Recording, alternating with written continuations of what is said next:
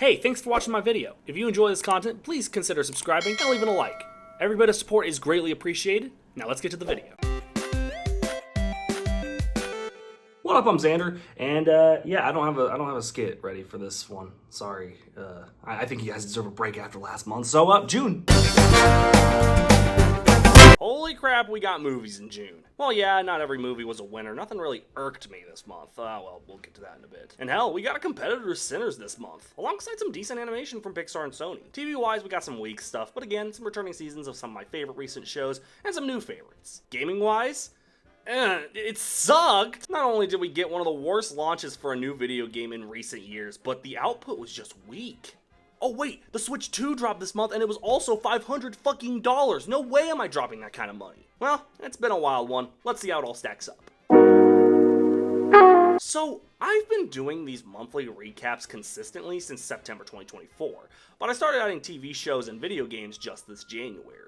However, with that decision, I assumed a time would never come where one of those TV shows or games would be at the bottom of a monthly ranking. I'm much more critical of movies than I am of TV shows or video games. Not to mention, regularly I watch way more movies in a month than I watch a TV show or play new games. Such, I was confident with the decision, as long as a stupid-ass sci-fi game wasn't rushed out the door for a company to just plaster the Rockstar developer's name all over it. Oh my fucking god. Mind's eye, if you've paid attention to mainstream gaming for the last few weeks, you probably know what this game is. I'm not gonna go into detail of this game's history, but just know, this game's a new level. Mind's Eye is such soulless garbage. Clearly overusing the name of Leslie Benzies, a former Rockstar dev who helped produce countless of their best games, including but not limited to LA Noire, Red Dead Redemption, and that one game everyone likes. But he left the company a while ago and started a new company with Mind's Eye being the debut-only game. It's going to be their only game. Mind's Eye had a hell of a launch, and of course, it led to a game so soulless and empty, you'd swear a AAA developer like Ubisoft or EA had their names attached to it. But no, a new, fresh AA company, with this being their debut title, made something so corporate and disgusting. The gameplay consists of walking somewhere, shooting things, driving somewhere, shooting things, walking around for hours looking for a car that they do not tell you where it's at. No, seriously, 20 minutes of me just walking around and bitching about this car I apparently have. Constantly having this director bitch in my ear telling me to get to the car that I don't know the location of. Failing the mission twice because I couldn't find the car. Just for Gabe to come up and show me where it's at, and I swear to God. Over there. Over there. That's stupid. No, come on, that's obvious. Especially with a fuck-ass mini-map. I would say the main character is bland as tofu, but that gives tofu a bad name. Hell, all the characters range from forgettable to just kind of okay to even annoying. If you want to say I'm being ungrateful to a game that clearly took effort, CPR minigame. I just made the 3 people who played Mind's Eye shudder in disgust. I mean, seriously, what else can I say about this that's actually good? The cutscenes look good? They do, actually. Almost realistic in a way that works for this game. I do feel bad because there was clearly a vision here, but I just don't see it. Sadly, the rest of it is so soulless and empty that I can't help but think unless God himself handcrafts and hands me directly the next Hong Kong 97, I can see this game easily being the worst of 2025. Absolutely awful. Alright, after that nightmare, we got the worst movie I checked out this month, Brideheart. I had a really good month with movies. Brideheart is simply a film I knew from the first and only time I ever saw the trailer, I knew I wasn't gonna like. But I do think this falls under just a comedy that I don't like, but a comedy I could see other people liking. Specifically women. This is a chick flick for sure, but I can't fault it for that. I guess I've never mentioned my thoughts on Rebel Wilson. She is decently funny. She has plenty of roles like in Pitch Perfect and Jojo Rabbit that showcase she is talented but needs good writing. She's kind of in the Awkwafina boat there. Well, it wasn't a comedy I enjoyed, but I can see others enjoying it, so it's not quite the worst comedy of 2025.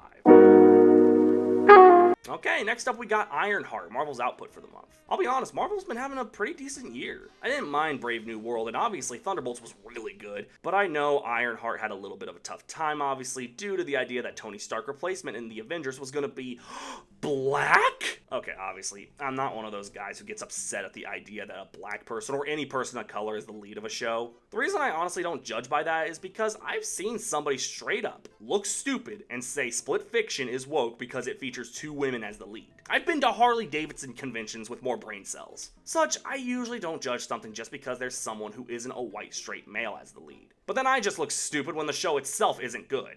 Oh yeah, Ironheart's not very good. And it doesn't come from the fact that it's distractingly woke or it tries to push an agenda. Here's the crazy thing. It's boring. It is so fucking boring. None of the characters leave any form of impact, especially not the lead. Which I feel bad because the actress is clearly giving it her all. All I can say about this one is that it's just not there with everything Marvel's put out this year. I'm safe to say I think this will probably be the worst Marvel thing this year, unless Fantastic Four is just an absolute bomb. Oh man, I really wish this was better. I like the first Megan. It knew how to be a genuine horror film while also adding its own satire. It's clear it didn't take itself too seriously. It was a nice change of pace for a horror movie at the time. So what did the sequel do? Literally acknowledge that it's a meme and try to make Megan a total icon. This has to be the most annoying thing a filmmaker can do. They realize all the meme potential of Megan. Oh my god, remember when the wolf from Puss in Boots did our Megan dance? Oh my god. And they just went all in on it for the sequel. They do everything they can to make sure I remember this. And that's the weirdest thing. I remember the first film, but I don't remember this for shit. It's not overly awful, it's just incredibly boring. Oh, I'm not done yet. I saw that little bitch go on TikTok and say, I'd like to spend 5 nights at Freddy's just to show them how a real animatronic does things. Do not fuck with me! Give her Joy of Creation Bonnie. She is dead. Oh, you little bitch, you thought you were tough up in this bitch. Just wait till you meet Prime Toy Chica. She ain't gonna last 5 minutes at Freddy's. Ain't gonna last 2 minutes. Glitch the trash in Toy Chica, she's gone. Punch! You punched me! Balloon Boy solos you. Fuck. Helpy solos you. The phone guy. Goddamn phone guy solos you. Hello, you're dead. Don't let me catch you in Edwin's costume, man. You got me fucked up. Oh, bitch. Matthew Lillard gonna come up and really cut a bitch. Fuck you, Megan. I don't wanna talk about it. I just don't want a stupid fucking ending on the show. This stupid show got me. I'm gonna quickly run through this one since I already talked about it before. While the How to Train Your Dragon remake has absolutely no reason to exist, it's still better than half of Disney's remake output. But just because something is better than another thing doesn't necessarily mean I prefer that thing. I would still prefer DreamWorks just do animated films. I'm sick of watching the same damn thing I watched 15 years ago just with an NVIDIA RTX on. I can respect this one because it's completely by the first film, but otherwise I don't see a reason for it to exist. Fox's latest reality show, The Snake. This one's alright, not one of the best reality shows of the year, but the concept's cool. I like the idea of all the contestants being from career paths where you're supposed to be deceiving, or at the very least you have to lie. This one's fun for sure, just not an amazing show. Adding to this shit month for video game releases, we have Tron Catalyst. The last thing we saw for Tron would have been Tron Uprising in the early 2010s. Strangely, it pays to be a Tron fan this year because we got this and an upcoming third movie that totally won't tank because of a star being a jackass. This game is fine. It's not bad, it's just incredibly okay. Though it has one gameplay mechanic that really impressed me, and that was the glitch loop. It's something that a lot of games have done before. Hell, Majora's Mask is probably one of the most famous examples, but in this way that Tron Catalyst did it, it was very unique. So you start each level as a loop, you do a series of events, and try to change your outcome, and then reset the loop. It really added an attention to detail that you have to play the game, and it was really fun. However, the rest of the game's pretty bland. The combat's not very good. I really can't say that it's awful, it's just not good. Hopefully Ares will be better. Ballerina, a new John Wick spinoff. I gotta say, I hate that I lived long enough to see a mediocre John Wick movie. Ballerina's not bad, the combat's fun to watch as per usual. Ana de Armas is pretty great as Ballerina. Honestly, the only thing I had that really hurt it was the pacing. This movie's too damn slow for a John Wick film. Especially with such talent like Norman Reedus and Ian McShane, I was really hoping they do more with it. Not bad, I just want more out of it. Apple TV released a comedy this month called Stick, a golf comedy featuring Owen Wilson. Apple TV has a reputation, their shows are usually pretty good. I do find it pretty cool that Apple TV is one of the only streaming services who always has decent output of original programming, and Stick is yet another success in their lineup. My dad's been training a lot as a golfer, so I was able to watch this alongside him to get a better understanding of a sport, despite my initial disinterest in it. Owen Wilson isn't usually the best actor around, but he's giving his usual Owen Wilson stuff, and for Owen Wilson fans, I guess that's really all they want. I personally think this is one of the better comedies to come out this year. Just on my top 10 is Pixar's output for this year, Elio. I mentioned in a prior video that Pixar's in a very weird spot right now. For the 2000s, that was definitely their generational run. The 2010s was more proof that they could make bad movies, and the 2020s have definitely proven to be their experimental era. Both with their original movies and their sequels, they've been trying new things, and I have to give Pixar credit. They've consistently been the most original studio, at least with Western animation. Elio might not be one of the best Pixar movies out there, but it's cute. Has a main character that's actually believable for once, and it's really pretty to look at. It might not be anything we haven't seen from Pixar yet, but honestly, I think this delivered exactly what it was promising. But I have to mention the elephant in the room here. This film had the lowest box office opening for any Pixar movie. Yes, that includes Elemental. Well, of course, it's hard to really judge off of one weekend. My biggest problem is that Disney hasn't really advertised this the way they would with their own output. I've seen way more advertisements for the Lilo and Stitch remake, and goddammit Disney, you don't have a future with that. Elio was a really good original story, and despite audiences claiming they want more original stories and not just sequels and remakes, how come the first original animated film we've gotten in months is flopping? I can't just blame Disney for this because audiences have become more aware that these movies will be on Disney+, which is why I'm going to say something very controversial right now. I believe Disney Plus needs to stop putting new releases on there so soon after they release in theaters. It makes audiences wait longer for streaming release, and they'll feel more inclined to go see it in theaters, or at least that's my take. I don't know, I like this one. It's not one of the best of Pixar, but I'd say it's up there with Luca. I can acknowledge its originality. And welcome back to Why Xander Can't Play Horror Games. Ah! Oh, Gabe, I thought that motherfucker was gonna get me. He ain't in the door. Ah! Ah!